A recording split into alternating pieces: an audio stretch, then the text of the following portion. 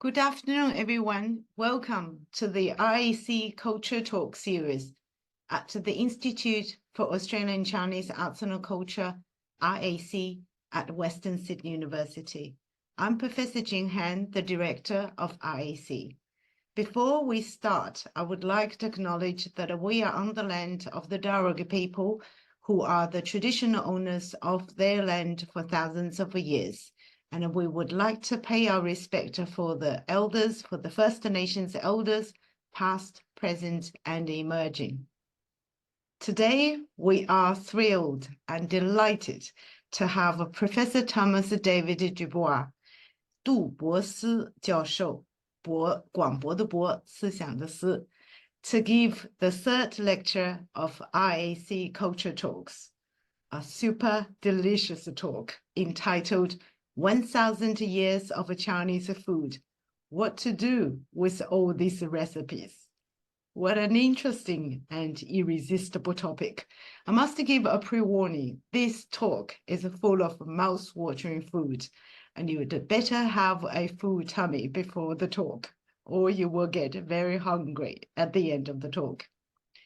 Let me briefly introduce Professor Thomas DuBois. Professor Thomas DuBois is a historian of modern China and has been a professor of humanities in the Folk Culture Research Center of Beijing Normal University, Beishida, since 2019. Prior to joining Beijing Normal University, he also taught at the National University of Singapore and the Australian National University in Canberra, Australia. Before turning to food history, Professor DuBois spent 2 decades in the study of Chinese rural religion, publishing 3 books, including Sacred Village, Social Change and Religious Life in Rural North China, Religion and the Making of Modern Eastern Asia, an Empire and the Meaning of Religion in Northeast Asia, as well as many articles on topics ranging from religious freedom to the legal profession in Japanese-occupied Manchuria. Inspired by field work in the Mongolia grasslands, his work in food initially focused on China's beef and dairy industries. He also has written on food branding, nostalgia, the foreign direct investment, and the growth of global food enterprises. I'm just so envious that Professor DuBois' extremely interesting and fascinating career. But that's not all. In 2020, Professor DuBois fulfilled his ambition of attending cooking school in Sichuan and was subsequently apprenticed into restaurant kitchens, an experience that has deeply influenced how he understands and writes about food. His new book, China in 7 Banquets, a flavorful history, has just been published and it's on Amazon. You can actually get it for only $47, and I will be the one who will get it. The link is in the chat. And this book combines his training as a historian and his passion as a cook. I just wonder whether he should come to Australia to compete in MasterChef. At the end of the lecture, we will take questions from the audience. So I'm sure you will have lots of questions, and prepare your questions and post them in the Q&A function at the bottom of the screen. And I will collect them for Professor DuBois to respond. So let me not stand for one more second between you and the exciting talk Professor DuBois will give. Please welcome Professor Thomas DuBois to give his lecture. Thank you so much, Professor Jing Han, for that extremely kind and generous introduction. And thank you all for giving me an hour of your afternoon, or not giving it to me, giving it to this wonderful topic. I think I will have to work very hard to make this topic uninteresting, and I'm too lazy to do that. So let's just keep the food as interesting as it is. This topic, let me share my screen. That's my PPT. Can we see? Okay. This topic came from the book that Professor Ting Han mentioned has just been published. Let me just go to this. She has given the pardon me, the URL in the chat, but if you don't have access to the chat, that's the URL. That also has some of today's recipes. So it's not just the book, it's also some of the content that might be a little hard to see on the screen.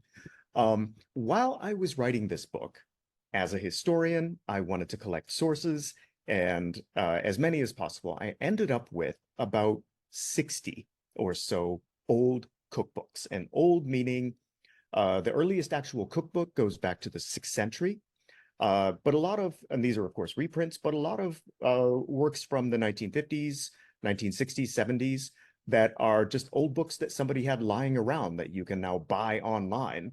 And I thought it was just neat. I thought this was just something fun to do, collect all these, find some way to use them. But then I realized over time that I had something quite unique. I had a unique collection of historical cookbooks, and that prompted, as a historian, that prompted the question, now what? I have this wonderful little library. What do I do with it? What do these cookbooks actually say? That's going to be the topic of today's talk. And we're going to do this in 3 parts. The first part is just going to introduce food writing, and cookbooks are a subset of food writing. It's not all of it. Food writing is a historical source. What can cookbooks tell us?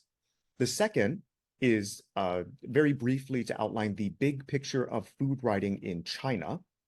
And then the third is, I think, what we're all here for, the recipes. We're going to zero in on craft and ask how the evolution of a dish, and we're going to look at 3 iconic dishes. How does the evolution of a dish tell us about history? How does it tell us about food history or other kinds of history? So the first question, what can cookbooks tell us? And if you're like me, you have a whole shelf of them. Here's one I just dug up right before coming online, before turning on the camera. This is written by a friend of mine, Southeast Asian Flavors. Now, a historian 150 years from now finds this book in the ruins of my home. What does this book tell him or her? Cookbooks can tell us a lot, or food writing can tell us a lot about history. For example, they could tell us the availability of ingredients. They could tell us which ingredients are household staples, the relative cost. So we all know that black pepper used to be extremely expensive. By the time of the American Revolution, it was cheap enough that there was something called pepper stew. And I mentioned the American Revolution because this is in a cookbook that was kept by, or at least named after, George Washington's wife, Martha. They tell us about awareness of industrial food, awareness of certain foods, how common these foods are in our everyday lives. Canned foods, dried foods, branded foods. So for example, if you see a recipe that says add flour, add shortening, add, all of these other things, baking soda, a few decades later, it might say add Jiffy baking mix. And it won't say baking mix, it will say the brand name, because that's how we know it, or at least that's how the readers of the cookbooks. So it tells us about the ingredients of historical cookbooks. It tells us about the status of cooking and the cook in particular. So these kind of books are aspirational. They're not who we are as much as who we think we are, who we want to be. So who is the cook? When somebody writes a cookbook, who are they talking to? What's the gender? What's the social status? What's the relationship to the family? Is this person cooking in an institutional setting, or is this person likely to be cooking in a home? This is why celebrity chefs or culinary celebrities are so appealing to readers or to viewers, because I would put food television in the same group, because they literally personify cooking. So, we have the lovely mother, we have the adventurous bon vivant, we have every personality type can be tied to cooking. And that goes for any kind of text, whether it's visual or whether it's one that goes on a bookshelf. They also show the personality of food. And personality is sort of in quotes here because we personify food, individual dishes or ways of cooking. So what's normal? What's everyday food? If we say everyday food, what do we mean? This, of course, changes. What's fancy? If you look at fancy food from the 1950s or 1960s, it might be pretty repulsive to us now because it's a lot of, everything's in aspic. It's not in aspic, it's not fancy. That seemed to be the general rule of the 1950s. How do customs about food change? What do you eat on holidays? Who do you eat with? What is national cuisine? And the other side of that, what is exotic or ethnic cuisine? All of these things change, and all of them are available as historical moments if you look at food writing. So that's the first question. What can we do with cookbooks? Oh, a lot. Second question, China's food writing. What's the big picture? These are some of the books that I have, and I emphasize some because I have a whole bookshelf of them. And you see they cover a lot of ground, they cover a lot of time. The earliest proper cookbook is probably going to be the Qiming Yao Shu, but there is earlier than that recipes. But we can divide this big picture into two types. And the first type is going to be books about food, people writing about food. And we can call these books for the table, meaning the desk that we're working at here, as opposed to books for the kitchen. These also have a number of different types. There's gastronomy, and the most famous of these is, of course, going to be the Shuiyan Shidan. But beyond that, ones that give the taste of a place. So, for example, the one from Song Dynasty, Kaifeng, the Dream of Splendor in the Eastern Capital, the Dongjing Menghua Lu, the Pleasure Boats of Yangzhou, which is the predecessor of the recipes from the Garden of Contentment. Pardon me, I have trouble with these in English, which is the Shuiyan Shidan, probably the most famous book of food writing. That's from the mid-Qing. And these are books about people describing dishes and the places that they're enjoyed. There's also writing about food as medicine. It's one of the oldest themes about food. That is the dietetic pharmacopoeia, the principles of eating and drinking, among many others.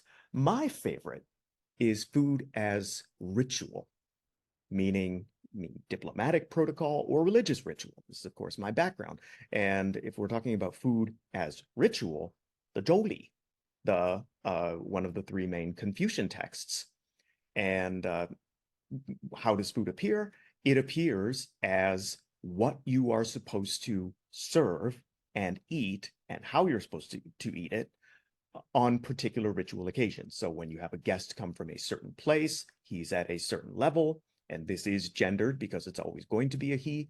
And these are the dishes you put out for your guest. That same basic idea, although the dishes change, move it forward 2,000 years, and you have the protocols of the imperial kitchen, which is the sort of official menu of the Qing court. And this is where we get the Mahan Xuanxi, the complete Manchu and Manchu Chinese banquet. We have, I think, from Hong Kong movies, from a lot of places, it creates the idea that the Mahan Xuanxi, that the official Chinese diplomatic banquet was these impossibly complex dishes with abalone and all these ingredients that you would never see. Actually, it is extremely bland and extremely straightforward. It's a lot of pork. It's all relatively accessible vegetables. So why does it appear in a book? Because the Qing court had rules about entertaining guests. The same basic idea that they had going all the way back to the Zhouli, that you don't eat to enjoy yourself only. That would be the first group, the ones talking about gastronomy. You eat in a way that is proper. So look at all of these different books. You can see themes. You eat because it's delicious. You eat because it is good for you, or you eat because it is correct. And all of these different themes have a long-term history in these books. That's the first kind, books about food. But the ones that I'm more interested in are the books for cooks. And again, here we have different types. I would call them pre-20th century and 20th century, because the big change comes about that's when we start seeing the new type of books, is around 1920s. The earlier kinds of books are written for craftsmen, by craftsmen, for craftsmen, or I should say craftspeople, because some of them are literally are for women. It literally has housewife in the title, like the Zhonghui Lu. Now, why do I say that these are for craftsmen? They're notes. They're shorthand notes. So I imagine the writing of these books, ones like The Essential Techniques of the Common People, the Qiming Yao Shu, the best one, my favorite one is the Tiao Dingji, Flavoring the Pot. That's from the late Qing dynasty. It's about this thick. It has, I would say, I never counted them, I would say well over close to 1,000 recipes, but the recipes are very, very short, because I imagine the recipes being essentially the shorthand notes of one cook shared with another. It's very likely, looking at the composition of this book, that even at the time, this was an oral history. And somebody just wrote them down. They wrote them down the way that they heard them. So how did they hear them? You have a dish, cook it till it's done. Add enough salt. If it's not good, add some sesame oil. This is how a learned cook speaks to a learned cook. This is how a craftsperson speaks to another craftsperson. We all know the basics. There's no reason to talk about, put it in a pan. Well, what kind of pan? You know what kind of pan. You have some experience. This is the first type. And again, historically speaking, this is the great majority of the books that I have. From about the 1920s, they become more technical. They start to speak to novices. Why novices? The earliest ones I have, they literally say, for the housewife who does not know how to cook. This is a phenomenon that comes from the nuclear family becoming the norm. So you don't have a servant, you don't have a grandmother. The housewife is now cooking, and the housewife probably doesn't know how to cook. So this is when we say a half of a teaspoon of this and a third of a cup of that. This is when it becomes very, very what we would call idiot-proof directions. In this same group, and it continues up from the 1920s, this becomes the style of cookbooks. You see them in the 1950s, you see them in the 1960s for the canteens, for the 人民公社, for the commune canteens. And then up until the 80s, this is every style of food follows this pattern, but the styles also change. One of the things you start to see is foreign cookbooks. So Chinese food being written for foreign audiences, or foreign foods being written for Chinese audiences. And the very first of these were regular British American, very bland. But in the 1980s, we see things like Russian food from the Moscow restaurant. So that's the big picture of writing. And again, just like with cookbooks, you can do a lot with these if you have the patience and you happen to have the library. Now, the third part, which is, I think, I wanted to give the first two parts as introduction, but really why we're here, I think we're here for the recipes. There are a lot of ways to deal with recipes. Again, we can look at them as a historical source, but what do they say? I'm going to go through three dishes that I think we all know, at least two dishes that we know very well, and one that we might not know very well, but I do. And I'll explain why, and show how each of these develops a theme, both in food history and in social history. Things that the good thing about social history is that it's social. We know it. it's something that when you hear it, it should make perfect sense. That's going to be my goal. So each of these foods, and again, I'm going to introduce 3, tells a story. The first is one that we all know, dongpo or dongpo pork. Now, why is it called dongpo? Why can't I just translate it? Because it comes from a name, Su Dongpo. It's named after a person. There are stories about where this food comes from, and stories about origins are going to be very important because every food has an origin story. I'm obviously from the United States. Pizza has an origin story. Hamburgers have an origin story. In China, hot pot has an origin story. Noodles, mantou, mapo tofu, they all have origin stories. I'm in a folklore studies department, so I love to listen to these stories. But again, what do they mean? Well, they mean something to the person who tells the story, but even beyond that, there's something at stake in the origin of food ownership. Who owns? If a restaurant can come along and say, we invented this dish, that restaurant has found a piece of solid gold. And every other restaurant has to suffer because they have the resource the other ones do not. Authenticity. If we want to know how to make a dish the right way, what's the real way? What's the authentic one? You go back to the origin. That, I think, is common sense, and it may or may not be a good way to think about food. So the origin of dongpo pork, is a big question, especially because the dish itself is pretty easy to make. What is dongpo pork? It is pork belly, so it's that big flat piece that becomes bacon. You cut it into squares about this big. You put it into a clay pot. First, you have a layer of spring onions.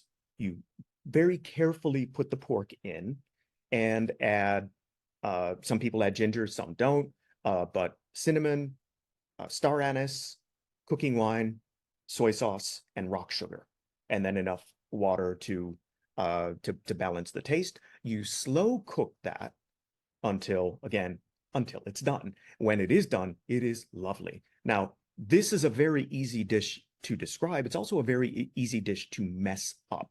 So the picture that you see on the screen is a very nice dish of dongpo because the pieces are whole. If you cook it too hot, it will fall apart and the meat will lose the texture, which is the whole point of the dish. Has this lovely velvety texture in addition to the beautiful flavors. Now, the way dongpo pork appears in historical sources are relatively similar to what I just described. This is from the Tiaodingji, the Flavoring the Pot. This is the mid-Qing, early 1900s, I believe, description of it. Slightly different from what I described. They don't mention the onions. They mention soy sauce, water, and sugar. Cook it in a pot, and that's it. So this is something you often see, that today's recipes are often a little slightly bit more complex than the historical one. That's across foods, but this is the dish that we have here. The question I would have is, why do we remember dongpo pork? Why that one? Why not other ones? Because there were other ones. You think about this. Pork belly is objectively beautiful. It is a wonderful cut of meat. Slow cooking pork belly is the most obvious way to cook it. Soy sauce and sugar are probably the most obvious accompaniments. There are, if you look in the Tiaodingji, the same one that gives you this recipe, there are dozens of similar dishes to dongpo. But this is the one that survives. This is the one that everyone knows. That's a question, because actually the recipe I have on here for dongpo pork is not the recipe in the Tiaodingji. The recipe in the Tiaodingji says it's just like this other recipe, except you don't score the top. So in the early 1800s, pardon me, in the early 1800s, when this book was written, the dish was known, but it was not even sufficiently important to get its own recipe in a book that's this thick. It was just a variation on a theme, and one of many variations on a theme. The recipe that I give as reference is one that's called chessboard pork. And it's chessboard because the top is scored and it looks like a chessboard. That picture on the screen is not chessboard pork. That picture is something called pinecone pork. And that one's mine, so you can go ahead and use that without any copyright problems. Why pinecone? Because it's the same basic idea, but the top is scored more fine, and it's par fried in hot oil before it goes into the slow cooking in liquid. And that makes the top fan out a little bit like a cross-cut piece of squid. So it looks like a porcupine, and it's called porcupine pork. One of dozens of similar dishes, similar to dongpo rou. We have forgotten about all of them, but dongpo rou, you can go from the top of China to the bottom, and I would bet anything that you can head to the Glebe tonight and find a good Chinese restaurant, and dongpo pork will be on the menu. It is that iconic. So the question is, why? Not so much why do we have it, but why do we have that one and not the other ones? And I think it's basically marketing. This is connected to the poet Su Dongpo. And Su Dongpo lived in the Song Dynasty in Sichuan. He was one of China's well-known gastronomes. There are 4 of them that are famous for this. And the story is that Su Dongpo was cooking pork on the stove. And one day, he was so engrossed in his game of chess that he forgot about the dish that was cooking. Just regular, what we call red cooked pork, hong shao rou, so cooked in soy sauce. And he forgot about it. And when he came back, it was, because you need time to cook this dish. It was slow cooked. It was perfect. It was the dish that we know. Now that is a very attractive story, because everybody loves an invented, an accidental invention. It's very romantic because Su Dongpo is romantic. These are just some of the pictures of Su Dongpo you see on the screen. He is a very frequently painted man because he represents so much. He represents culture. He represents, not just culture, but leisurely culture. He's an icon. He is a literal icon. And the irony for Su Dongpo is that he also became a vegetarian. After he was put in prison for his political ideas, he said, I will never force an animal to go through the suffering that I did. He wrote a beautiful poem about it that when I get around to it, I will translate. So I don't think so much about dongpo pork. I think about dongpo tofu, which is a lovely dish. And I don't think I added it to the PDF, but if you contact me, I will tell you, because I have made it. And I think it is better than dongpo pork. But the point is, from that story and seeing that same dish repeated across cookbooks, so I just gave that one example, but there are a lot of them, is cuisine is a cultural product. Cuisine as a function of desire, something that we want. It's dongpo pork is not just pork. It is the pork with the cultural cachet of a cultural icon. So that's the first dish. The second dish, of course, it has to be gongbao jiding, kung pao chicken. This is probably the most famous dish in Chinese, in the Chinese menu. It's not just going to be you have to go to the glebe to have it. I would guess if you go to any local, it doesn't have to be Chinese, it can be any Asian adjacent restaurant, they will have this dish. It's not just the most famous, it's probably also the most mythologized Chinese dish. There are so many stories about this. And we'll start with the story. The story is that it was invented by a Qing dynasty official named Ding Baozhen. And that story is, very briefly, that story is that he is from Guizhou, comes up to Shandong, so he's in the far south, comes up to Shandong as an official, becomes the governor general of that province. Then he's posted to Sichuan.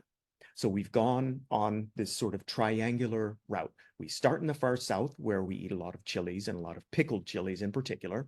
Then we go up north to Shandong, which is a saltier cuisine.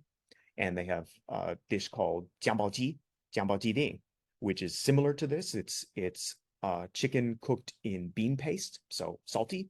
Then he goes down to Sichuan, and he puts all these together and adds the key ingredient, which is peanuts.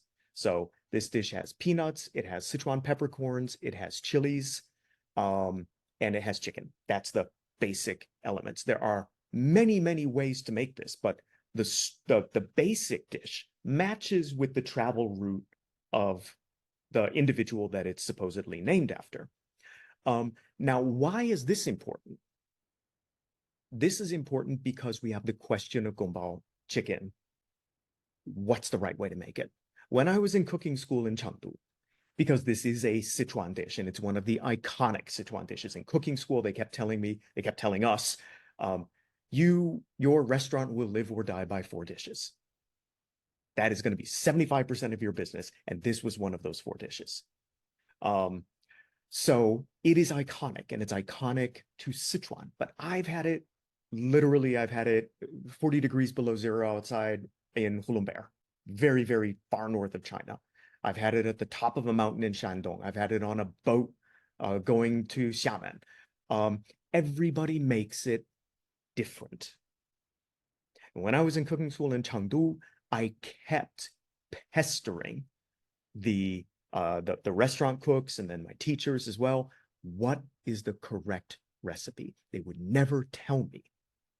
They would always say, everybody makes it different, and that's fine. I'm like, yeah, fine. But come on, just between you and me, what's the right way? There is no right way. I'm going to show you how we make it, but there is no right way. They refused to trash talk their competition, which I find admirable. But we still have this question. What is the right way to make gongbao chicken? Because you can have it and it's very sweet. It might be very salty. It might be very oily. It might have vegetables. It might not have vegetables. Some people add cucumbers and carrots, among other things. So what is the authentic dish? The authentic dish, of course, connects to who invented it. So invention and authenticity, origin and authenticity, these two are friends.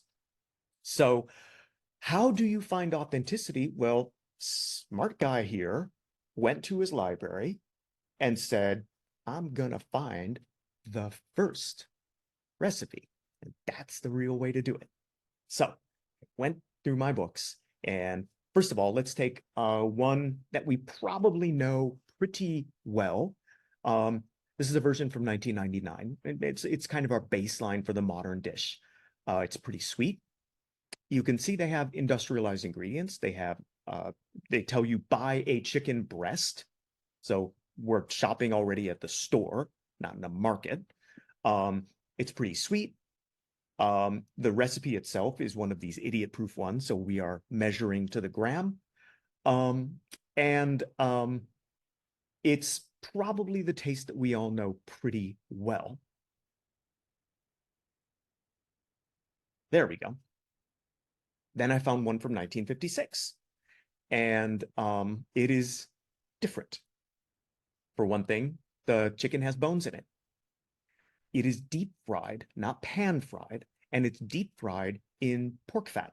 So this is going to be very crispy and very flavorful. And we know that the chicken is a chicken, not a piece of meat bought at a store, because the first thing the instruction tells you are kill the chicken. So, just in case you didn't know.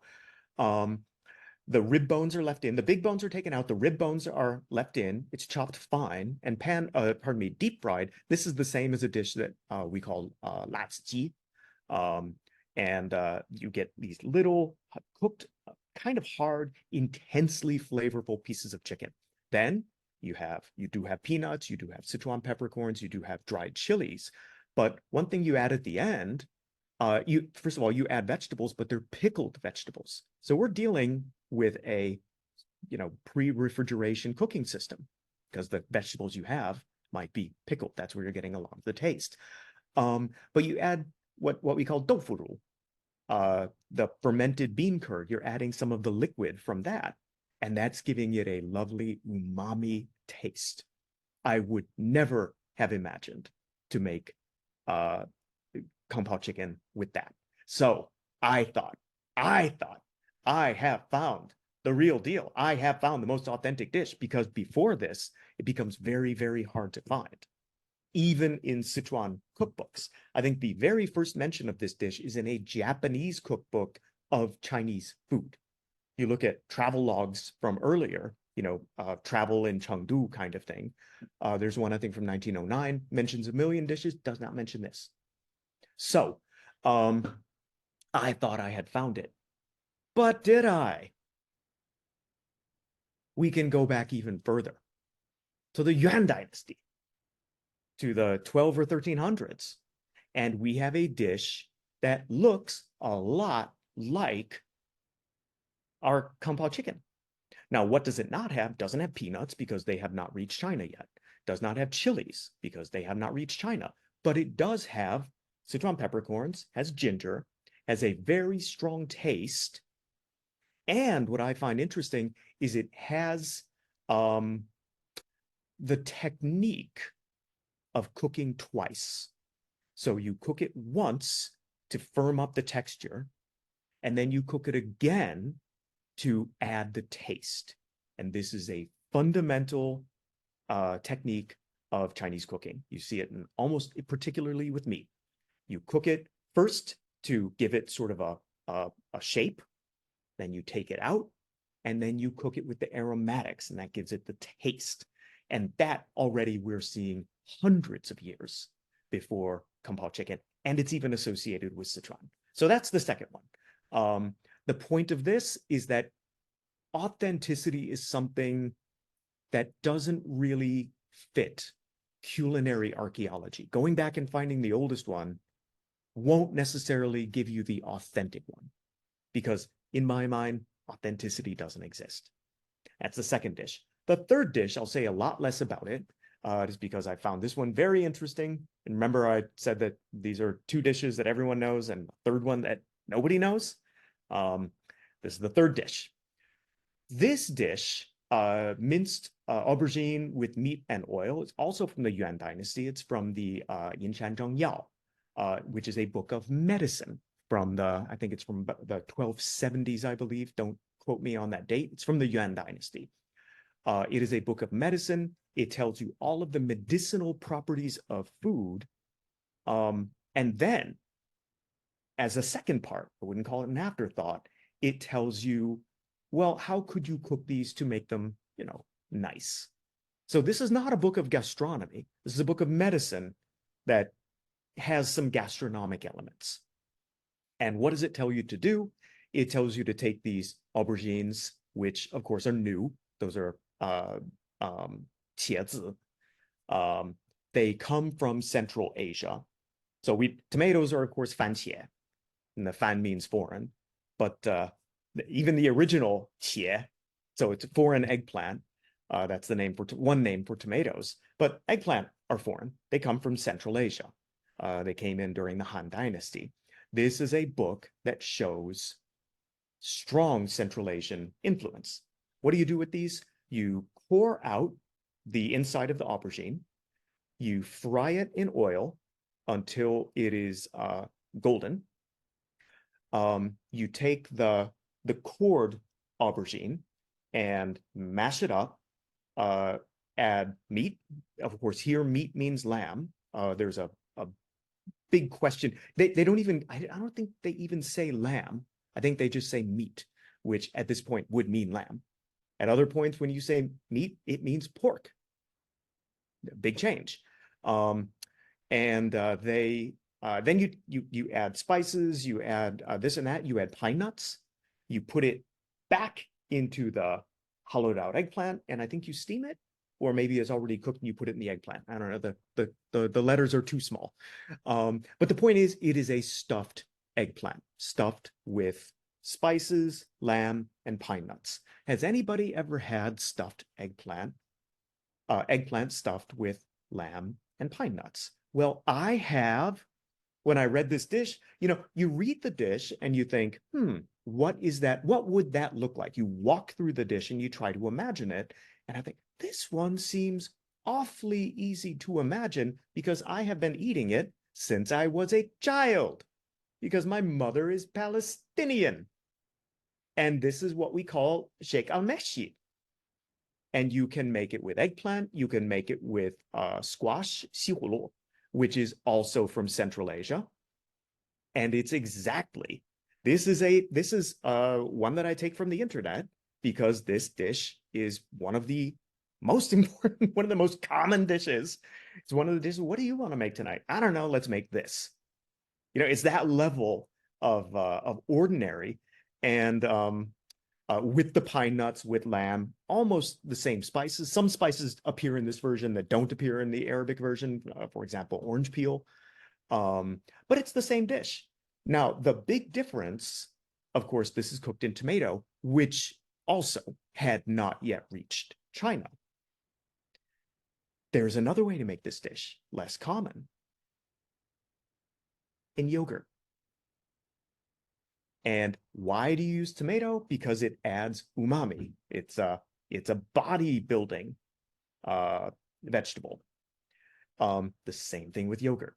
So the way you would make this dish, is in a garlicky yogurt sauce. And this last instruction that says serve with garlic and lao.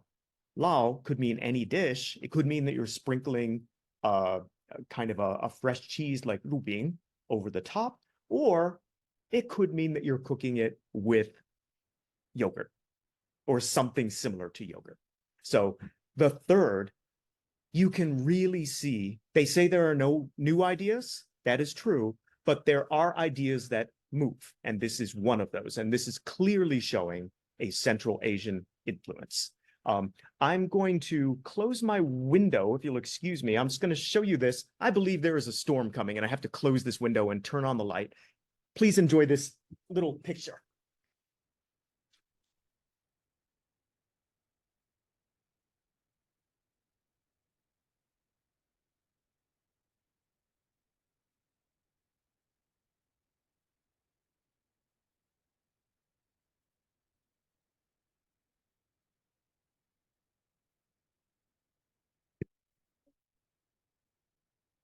This is from last summer. I was in Guizhou, and it is a Miao area near the city of Kaili. And I just went around and I wanted to see what and how people are cooking. This is part of my research, what I would call an ethnography of craft. So this is also in Kaili. This is for a holiday, and they're making essentially a buffet. So they're making food for dozens of people that may or may not show up. You just go house to house, and there's a big table of food set out. So they're making food for, maybe 60, 70 people that might show up over the span of 5 hours in any stage of drunkenness, because drinking is very important with this. Here's a man making, also in Kaili, this is just where I had some nice videos, making everyday food, and really, really very ordinary food. And there's his wife showing up to make sure nothing burns. I find this kind of cooking, I think if there's one thing I find unappealing about food writing, is when it becomes romanticized. And you see this with anyone talking about, or really anywhere, but certainly you see it with China. We want to see the sort of the champion dishes. We want to see who makes the thinnest noodles, who makes the softest pork, or any of these kind of things. First of all, I don't think that's how people actually eat. It's certainly not how they ate historically. You can want good food, but delicious is not the only thing you're looking for. And this is something that I like to do as a historian, is I like to pair experience and oral history with written sources. And this is something that I did try to do in this project. When you see a recipe in a book, for example, or a food described in a piece of literature, you have to imagine the entire process. Where did that food come from? The person cooking, who is it? In what conditions? What did the imperial kitchens look like? Did they have proper lighting? Did they have a place for the smoke to go out? What did the stove look like? This is important not only for recreating the craft, because if you look at this here, this is a giant inset wok. Now, normally a giant inset wok is not one you would use for frying. It's too big, and because the fuel, the wood, goes in the bottom, you can't control the heat. So what do you use this for? You use it for making grains. You use it for boiling things that are not sensitive to heat. But he is cooking, I think somewhat atypically, he's cooking fried foods. Normally you would cook fried foods in a small, even if it's over a wood or a coal stove, you would cook it in a small pan because it's just easier to control what's going on. So one thing that I have been aiming to do, and now that we're all able to travel again, this is kind of my plan for my next project, is I am going to go place to place, and in particular season to season, and really do an oral history of food. How you eat at certain times and why. And what's your explanation for why some people like spicy food and some people don't, and some places like sweet food and some people don't. These are all truisms. These are things you know, as I'm in a department of folklore. These are things you know, but what's the reason behind it? There's often a logic that isn't articulated. And in doing that, one thing that I do hope to keep a strong focus on is the dishes themselves, because I think that is something when we talk about food, we often forget the food. So that is my new project. That's something I just wanted to share as we close this up. And then finally, if you didn't get a chance to download the recipes, those are all right there. These recipes these ones that are in the presentation are all taken from my new book. So if you would like to have a look at that, there's on the Reaction webpage, there's a nice description, and you might find it interesting. So with that, hopefully I haven't gone too much over time, and we can leave some time for questions and answers. Thank you so much, Thomas. It's so interesting. Apparently, you can keep talking about 4 hours. That would be still interesting, because I feel like it's only iceberg. So I will start with the questions, and I can see that the people start posting questions. Firstly, the book. Why 7 banquets? It used to be 8. And I just, there's no particular reason for it. I know 7 doesn't sound very nice. I wanted to do 8, and I just thought, here are the banquets. There's the Zhou. So this is the banquet from the Zhou sources, so pre unification. One from the Tang Dynasty, one from the Qing Dynasty, one from the 20s, one from the 70s, the 80s, one from right now, and one from the future. So that's 7. Originally, I thought I would spend more time on high cuisine. So more time in the Qing dynasty, maybe at the Mahan Quanxi. But then I do talk about the Mahan Quanxi, but then I thought about it, the this Qing dynasty banquet. I thought that and the banquet from the Dream of the Red Chamber, which is the one that I talk about for the Qing dynasty, we're kind of saying the same thing over. So I didn't think it needed to be a separate chapter, but the original plan was 8, but I just think it came out. I came out with 7 banquets to talk about. Okay. Okay, my proper serious question is, firstly, how did it occur to you to collect cookbooks in the first place, and how did you collect them? Where's my phone? There is something wonderful in China called Kongwang, and it is an app to buy old books. And it used to be that if you got 2 historians together and you had a sure topic of conversation, it would be walking around bookstores, old bookstores, and buying old books and finding treasures. There are no more of these bookstores because now you can buy everything online. And I started buying them again just for fun, pure fun. And gradually, well, actually, no, there's one very good reason. There's a man named Sean Chen. I should start with him because he's very important for the idea behind this project. He did a translation of the Sui Yuan Shidan, a very good one. He's Canadian. And I got a copy of that, and one of the reasons I fell in love with the topic. And he had a website. He has the website where he wouldn't make the dish, but he would introduce each dish. And I just thought this is purely magical.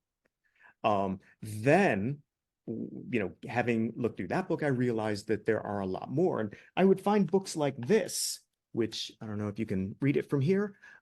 This is a book where somebody went through and found recipes and just wrote them into a little book. And at the bottom, they would say, this is where where this recipe comes from. So then I would go online and buy that book. And, in that way, over the course of about a year, I ended up with more and more and more books, and ended up with more. I mean, the recipes in China and Seven Banquets, they're just the tiniest bit of what's in these books. Great. I have more questions, so I give audience more time to write down your questions. So my next question, because on the first slide, you showed a lot of modern, contemporary Western cookbooks. And for example, cookbooks for women at home and cookbook for men, very gender separated. So, and when you study ancient Chinese ones, the Chinese cookbooks, do you see anything that I assume, being very feudal society, they're very much written by men, and obviously, and for men? Are there any books that, cookbooks specifically written for women? Or There are. It gender oriented in cookbooks? I would say it's not. There are. That's a very good question. Mostly when you look at who the cookbooks are written for, it's clear that they're written for a class, not a gender. But there are some that have a gendered element. They don't go into detail saying that this is something only women can do. There are certain things that only men can do or only women can do. For example, fermentation. There are ideas that this is much more ancient, but that women should not touch things that are fermenting because it will offend the spirits. So there is that gendered element. Generally speaking, when you see gender, it's a question of physical strength. So in the same way that you would generally not have women doing the bao chao, really with that big pan. Because you need a lot of strength. The same reason you wouldn't have me doing it, because I am short. So you need to be strong and you need to be tall just to use these equipment. So generally people who do this tend to be of a certain physical type. Not that there aren't others, but most do look a certain way because of the physical demands. The ones that stand out are the zhonghuilu. And the zhonghuilu, there are two of them. And zhonghui means housewife. So it's the records of the housewife. There are two of these, one from the Song dynasty and then one from the late Qing dynasty. The one from the Song dynasty, so 1100s, we don't know the author. The one from the Qing dynasty, we do know the author. And these are household, they're very household oriented, almost like a farmer's almanac more than a cookbook. So it tells you how to preserve eggplants by drying them, how to make bean paste, this kind of thing, much more than they would say, how do you make a delicious dish? So it's really hints for the housewife, but those are the only ones that I can think of that have a specifically gendered element written into them. Very interesting. I have a next question. I have very many questions. So I note there are two books that you were collected. One is Family Cooking 食堂, 食堂, and the other one is a 大众, so canteen. And both published in 1950. So one is a 56 and one is a 57. And that's during the sort of a before Cultural Revolution. And those books, I actually remember, I saw one when I was little, but never took notice of it. So my question is, because of the specific period and bourgeoisie, you know, that was very much criticized. And those cooking, do you think there was a censored, you know, not to be, because, you know, if it's too lavish, that's not revolutionary. So looking at those cookbooks, can you sort of tell periodical characteristics? The best example I can think of is Gongbao Jiding. It has palace in the first title, in the first character. During the 60s, 50s, 60s, 70s, that gong changed from palace to public. Oh, so just the name. The 食堂, the canteen cookbooks, first of all, they're made for cooking in large amounts. So the recipes are, you know, for 30 people or 25 people. And a lot of what is in there is for banquets. And just like all of these sources you see over thousands of years, they tell you what is appropriate to serve at what level banquet. So there is a first level banquet and a second level banquet. And they would tell you at a first level banquet, you can have this many meat dishes and this many vegetable dishes. At a first level banquet, you can have a fish, or I don't remember the details, but you know, this is the idea that it's just like, you know, in a school canteen. They would tell, you know, if I go to Beishida, I know that there will be some meat dishes at the canteen because they're required to have a certain number of meat dishes every day. And it's similar in idea. The canteen cookbooks, what struck me about them is they look pretty good. There's meat, there's fish, there are, you know, good vegetables, all of this kind of thing. And the question is, are they lying to themselves? I think that's probably the only way to say it. Is this, you know, just putting on is this essentially like a propaganda poster? And I don't think it is, because again, cookbooks are aspirational. They're what we want, not what we have. And the idea behind the canteens is that everybody would be eating better. And if that's your idea, then of course you're going to have good recipes on offer. And that, you know, they weren't lavish, they weren't restaurant dishes, but it, you know, there was meat, there was chicken, there was fish. And the idea that, you know, you're eating more and better food because we're living collectively and more efficiently. I think that was a driving force behind collectivization as it was written into these books. It was a very, very insightful comment, about the aspirational, and also, you know, that's what what people would like to eat in a canteen. Yeah, not necessarily we ended up eating, but yeah, it's a very, very good thinking, and good to see those books from that light. It's really interesting. I'll get to the audience of questions, and I do have one last question I must ask. So I think we get a comment from Tony, and Tony said in Macedonia, and